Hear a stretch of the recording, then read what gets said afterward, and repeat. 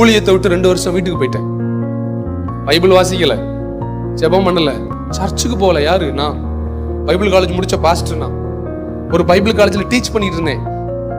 4 சர்ச்சில் அசிஸ்டன்ட் பாஸ்டரா இருந்தேன். அப்பவும் என் கூட இருந்தார். 2 வருஷம் கழிச்சு என் வீட்டுக்குள்ள ஒரு என்கவுண்டர் நடந்துச்சு. சும்மா வீட்டுக்குள்ள சாம்பார் சாதம் சாப்பிட்டுட்டு இருக்கும்போது ஒரு பிரச்சனை வந்து இறங்குச்சு.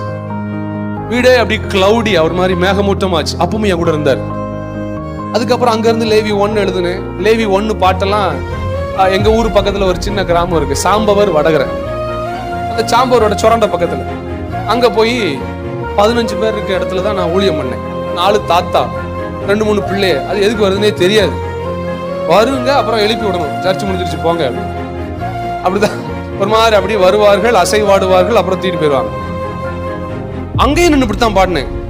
நீர் மாற்றமே, நீர் மாற்றமே எங்கள் சொந்த கையை தட்டி.